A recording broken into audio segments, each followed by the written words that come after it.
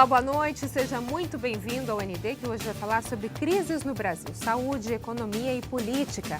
E hoje a gente conversa com o senador Major Olímpio, que vai falar um pouquinho como está o cenário político na nossa nação. Tudo bem? Boa noite, Major Olímpio. Tudo certo aí? Saúde? Graças a Deus, uma boa noite para você e para a TVB, a Band aí de toda a Baixada, o sucesso que você é com esse programa aí. Muito obrigado de mais uma vez pela oportunidade de debater e prestar contas à população. Muito obrigada, senador. Vamos começar a falar um pouquinho sobre o cenário geral. O senhor participou ativamente da campanha do presidente Jair Bolsonaro. Conforme a agência O Estado, o senhor afirmou que está sendo pressionado por colegas da Polícia Militar a ter lealdade cega ao presidente Jair Bolsonaro. E aí a pergunta que eu faço ao senhor é o seguinte: o senhor mantém essa posição? Se sente pressionado? De que forma? Como é que está hoje a sua relação com o presidente? Bom, politicamente ainda existe um alinhamento meu com o presidente, porque nós fizemos uma campanha juntos. A quase totalidade dos projetos, medidas provisórias, projetos do governo, eu acabo sendo quem mais defende no Senado e mesmo com a imprensa, mas eu tive um afastamento de ordem pessoal com o presidente no momento em que, inicialmente, o filho dele, que é senador, quis pressionar a mim e as senadoras do PSL à época e depois o próprio presidente comigo para que tirasse a minha assinatura da CPI Lava Togas, que eu queria apurar as condutas do Supremo. A partir daí, houve um rompimento de ordem pessoal nosso. E realmente eu fiquei por demais enojado até com a política, essa é a palavra mais dura, mas mais verdadeira, porque eu gostaria mesmo, eu rezo o tempo todo para que o presidente volte a se alinhar com os princípios que a população o escolheu para ser o nosso presidente. Eu torço por isso o tempo todo. E que ele não se desvie para proteger filho com problema, que ele não faça esse alinhamento cego com o Centrão, com essa política do toma lá da cá, que tanto nós condenamos e tanto nós dissemos para a população que isso era o causador maior do mensalão, depois da Operação Lava Jato e tantas outras coisas ruins que nós dissemos para a população. Mas houve esse distanciamento nosso, mas muito mais que isso. O fato de eu verbalizar esse meu descontentamento, eu tive realmente, como estou tendo, muita pressão, principalmente de companheiros meus da Polícia Militar, o que me deixa mais triste ainda. Pessoas até que me conhecem há 42 anos, não são 42 dias, e que, de repente disseram, não, você tem que se alinhar cegamente com o Bolsonaro, ou você está sendo um traíra de não concordar em 100% das coisas com o Bolsonaro. Eu sei, eu devo a minha eleição ao Senado ao Jair Bolsonaro, eu sou agradecido, mas eu não posso concordar com condições ou coisas que estejam frontalmente contra tudo aquilo que eu sempre disse, que eu tudo acredito, que é o que a população quer, espera e merece ter. Hoje o senhor se sente... Desculpa, senador, o senhor se sente decepcionado com a política? Será que a gente fala tanto da nova política, se esperou essa nova política e hoje se vive a velha política? Eu estou decepcionado realmente com isso, até o ponto que eu disse que não pretendo mais disputar eleições. Todo mundo sabe que eu sempre sonhei disputar o governo de São Paulo, porque faz 28 anos que o PSDB vem massacrando os servidores públicos no estado de São Paulo. Eu sou filho de um servidor, meu pai falecido há 4 anos era agente penitenciário, eu só estudei em escola pública, até mesmo na escola da Polícia Militar, o Barro Branco é público, quem paga é dinheiro público. Então, eu sou um servidor militar e tinha uma expectativa assim, de resgatar os valores e o serviço público no estado de São Paulo com uma administração muito positiva para a população. Mas diante de tomar bordoada dentro de casa, porque estou cumprindo justamente o que eu sempre preguei na vida, nunca enganei ninguém. Eu não tenho acordo. Quando eu digo eu não tenho bandido de estimação, não tenho mesmo. Quando eu vou na tribuna e eu disse lá na época do PT, no impeachment da Dilma, para mim ladrão é ladrão, não tem ladrão de esquerda, não tem ladrão de direita, não tem ladrão de centro, eu repeti agora no plenário do Senado dizendo, eu não tenho ladrão de esquerda, não acho que ladrão de direita é diferente, não. Se portou como ladrão, tem que ser tratado como ladrão. Ponto. Isso significa que o meu direcionamento ele é claro, tranquilo. Tá? Eu não estou fazendo oposição ao Jair Bolsonaro. Eu não quero que volte a esquerda para o Brasil. Agora, ninguém vai me fazer bater palma para louco dançar. Ninguém vai me fazer concordar com coisas erradas. Ninguém vai me fazer tropeçar na língua de defender na campanha uma coisa e fazer o contrário agora.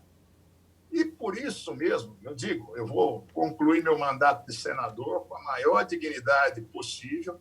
Não estou abandonando o mandato, nem abandonando a luta, não. Eu estou mais do que ativo em todos os momentos. Apenas que eu me decepcionei com urna, expectativa de um cargo executivo. Não tenho mais isso, até porque eu comecei tarde na vida. Quando eu me elegi deputado estadual, eu já era major da Polícia Militar, já tinha 29 anos de serviço.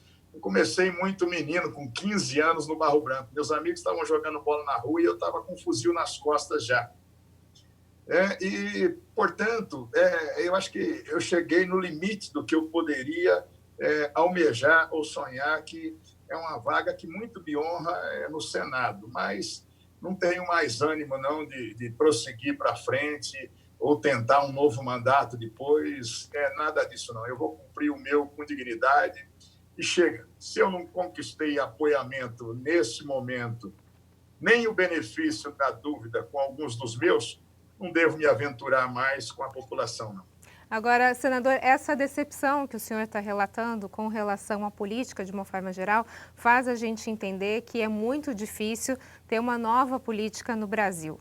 O senhor acredita que é praticamente impossível a gente mudar esse cenário?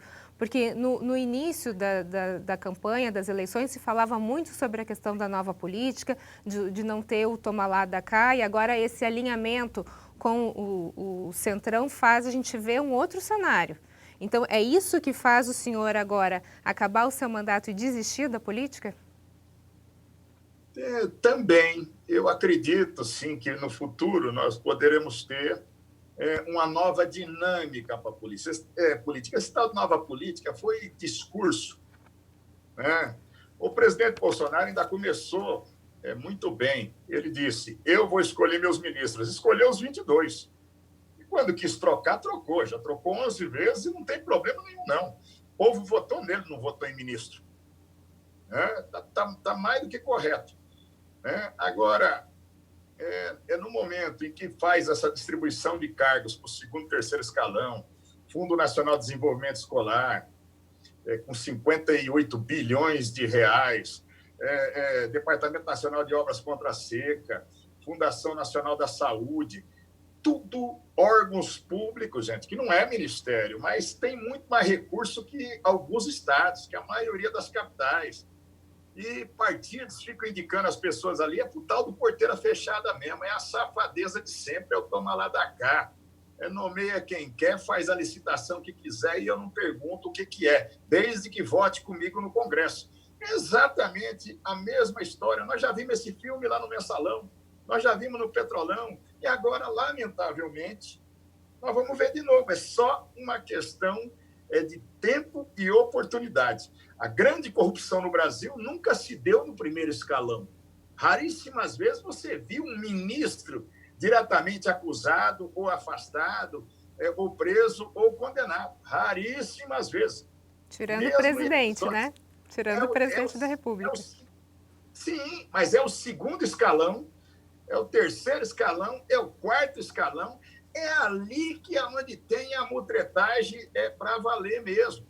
Então, é muito triste. Nós já tivemos, sim, nós tivemos ex-presidente na cadeia, Mas você sabe como é que é e por que é essa pressão por nomeação de cargos. Então, eu acredito, tomara a Deus, que a geração dos meus netos, bisnetos, possa ver um Brasil melhor sim. Nós chegamos um momento, nós fomos o penúltimo país do mundo a acabar com a escravidão. Nós estamos sempre atrasados em relação ao que é necessário para o mundo, né? Essa política sórdida está melhorando os mecanismos de controle. A população está fiscalizando mais, está denunciando mais. Mas você vê agora, durante a pandemia, porque foi decretada a calamidade pública e suspensos os efeitos da lei de licitação, nós estamos assistindo aí no Brasil todo essa roubalheira com superfaturamento de insumos, de equipamento, de respiradores. Aqui no estado de São Paulo, o governo de São Paulo comprou 3 mil respiradores chineses ao preço de R$183 mil a unidade, 590 milhões de reais, 100 milhões de dólares. Pagou 44 milhões de dólares adiantado. Até agora, até hoje, não foi entregue nenhum no Brasil. Deve ser entregue até sexta-feira 150, porque os chineses venderam para todo mundo e falaram, vocês já pagaram adiantado, agora eu entrego o que eu quiser. E não tenho dúvida, 4 vezes o preço quase. Vai dizer que é sem querer? Não, tem corrupção, tem safadeza no Rio de Janeiro, teve safadeza. Tem um tal de IABAS, uma entidade social que presta serviço aqui para a Prefeitura de São Paulo, já foi condenado no Rio, já foi condenado aqui. Tem um contrato no Rio de 873 milhões de reais para entregar 7 hospitais de campanha, não entregou nenhum até agora. O de São Gonçalo já adiaram 5 vezes a entrega porque não está pronto, não tem respirador, não tem safadeza. Então, ainda... Sobre o governo do estado de São Paulo, o governo do Rio de Janeiro, a gente vai falar daqui a pouquinho no próximo bloco. Não saia daí, eu volto já já. É só um minutinho.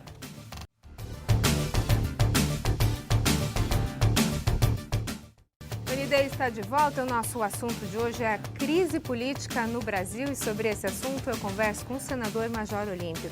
Major Olímpio, a gente falou no bloco anterior sobre os problemas políticos agora relacionados ao governo do estado do Rio de Janeiro, ao governo de São Paulo. Em relação ao estado de São Paulo, o senhor já entrou com 2 pedidos de impeachment contra o governador João Dória, é isso mesmo? Eu entrei com 2 pedidos de impeachment, deputados estaduais entraram com o 3º, o presidente da Assembleia Legislativa, prostrado, subserviente, fazendo da Assembleia um puxadinho do Palácio dos Bandeirantes, publicou no sábado agora o arquivamento desses pedidos sem analisar o mérito.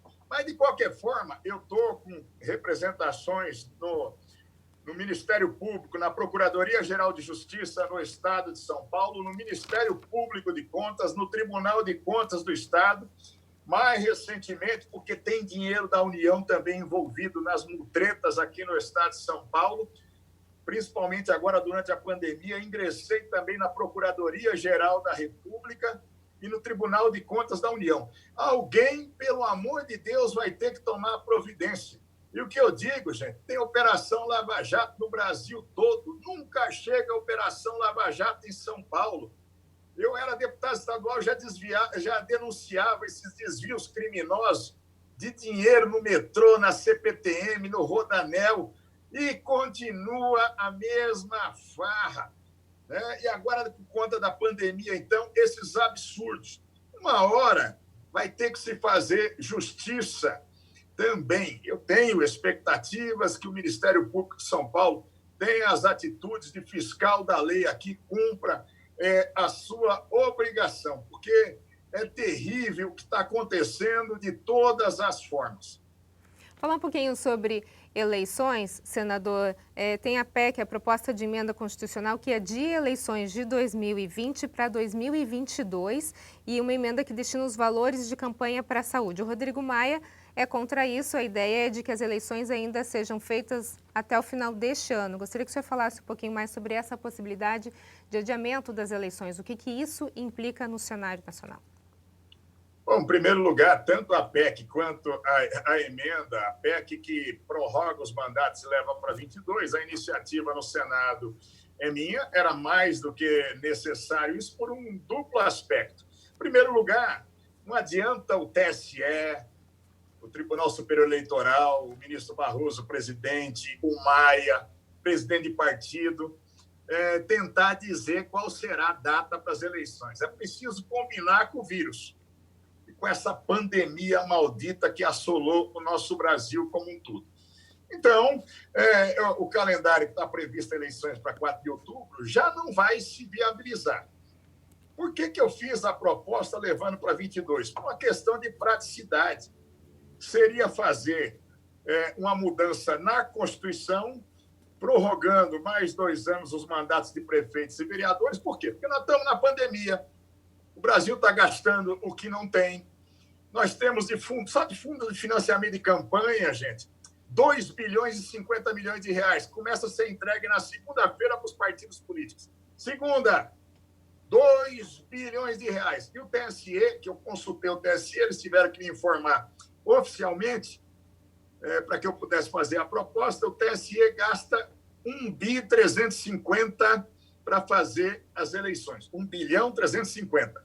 Só de urnas eletrônicas novas, são uma licitação de 261 milhões de reais. E outra coisa, o Brasil para a cada 2 anos. Você tem eleição municipal, você tem eleição presidencial. Qual era a ideia? Que é um sonho dos brasileiros, fazer um alinhamento. Levar tudo para 22, agora na emergência, pegar esse dinheiro do fundão, pegar o dinheiro do TSE, jogar para a saúde pública, daria 3 bilhões e meio de reais, 3 bi e meio, ajudaria a salvar a vida de muita gente e faz eleições gerais em 22. Aí nós temos, votaria para vereador, para prefeito, deputado estadual, deputado federal, senador, governador e presidente da República. Muito mais barato para o país. Por que o Maia e a maioria dos presidentes de partidos não querem fazer isso? Porque querem. Teve um problema de conexão. Então, eles têm hoje estão ávidos por ter os recursos de campanha para tentarem fortalecer bases políticas agora, deputados, senadores, dizer, o prefeito é meu, os vereadores são meus.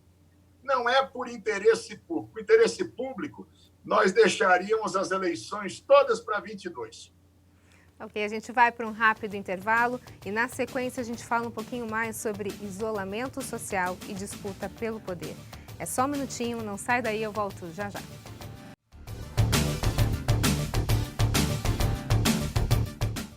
O ND está de volta e o nosso assunto de hoje são as crises no Brasil, saúde, economia e política. E sobre esse assunto a gente está conversando com o senador Major Olímpio. Senador, a gente está falando sobre todas as situações agora políticas e relacionadas à pandemia. Eu gostaria de falar nesse bloco sobre isolamento social e disputa de poder. A gente não vê um alinhamento nos discursos do governo federal, governo estadual, inclusive dos municípios, principalmente aqui na Baixada Santista. Parece que são desencontrados e agora o povo faz o que acha melhor, porque um manda ficar na rua, o outro manda ficar em casa, enfim. Como é que o senhor vê essa situação? É uma disputa pelo poder ou realmente não se sabe o que fazer em relação à saúde? Como equilibrar saúde e economia? Olha, estão tentando botar uma camiseta de partido político, de ideologia no vírus. Então, a virtude realmente ela está no meio. Está equivocado o presidente na medida em que ele se expõe em ambientes públicos, incentivando contato entre as pessoas, e realmente isso é problemático. Ele também fez isso com uma bandeira.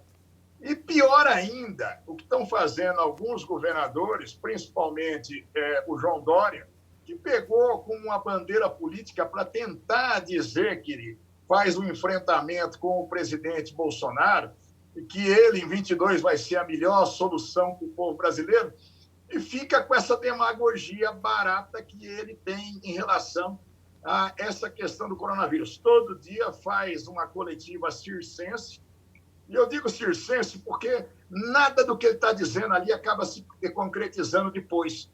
Ele fala em democracia, não tem respeito. Pergunte aí aos prefeitos da Baixada, eles podem ter posições diversas, nas câmaras municipais diversas em relação a atitudes do município para outro, mas ele não ouve ninguém. Ele e o prefeito de São Paulo montaram aqui, anteciparam feriados e não comunicaram nem para os prefeitos. Eu vi o prefeito de Santos se queixando, que soube pela televisão que seria um feriado prolongado em São Paulo. Total irresponsabilidade. A economia no estado de São Paulo, nós temos que ter preocupação com o vírus, sim, mas a economia ela está se arrebentando de todas as formas. E a miséria e a fome também matam da mesma forma. O governo estabeleceu agora em 5 níveis, né, e dizendo, né, que a Grande São Paulo e aí a Baixada Santista estaria no nível de maior risco, portanto, na cor vermelha. Só esqueceram de conversar com os representantes municipais, com a comunidade. Aí os prefeitos aqui da Grande São Paulo, todos já chiando uma barbaridade, os prefeitos da Baixada de igual forma. Então, nós temos, além de tudo, no mundo todo, é um grande problema de saúde pública. Aqui no Brasil ainda se tornou um problema político. De repente, você tem governador e presidente discutindo, não as políticas públicas, mas discutindo se hidroxicloroquina é o melhor remédio ou não para cada situação. Isso fica parecendo piada de mau gosto nesse momento. Então, é preciso, sim, que se reflua em relação aos ânimos, haja equilíbrio, haja respeito. Nós já estamos com 77 dias de quarentena no estado de São Paulo. Nós temos que ter, já não deveria ter na maioria dos municípios, quase que esse lockdown com paralisação das atividades. Por quê? Eu digo, o prefeito de São Paulo, o governador de São Paulo, são meninos jogadores de videogame, eles não conhecem a realidade das pessoas e das ruas. Eles acham que o mundo são os Jardins Europa, aqui onde eles circulam. 54 milhões de brasileiros já receberam esses R$600 e vão receber 3 parcelas para sobreviver, porque são informais, mas tem 14 milhões que nós não conseguimos nem cadastrar. E 3 milhões de brasileiros é a perspectiva que nem registro de nascimento tem. Esse é o nosso Brasil verdadeiro, para a nossa tristeza, para a nossa agonia. Então, não dá para fazer palanque com a desgraça das pessoas. Senador Major Olímpio, muito obrigada pelas suas informações. Eu acho que o que a gente precisa mesmo agora é o que o senhor falou de equilíbrio, né? Muito obrigada, saúde, força e fé. Muito obrigado.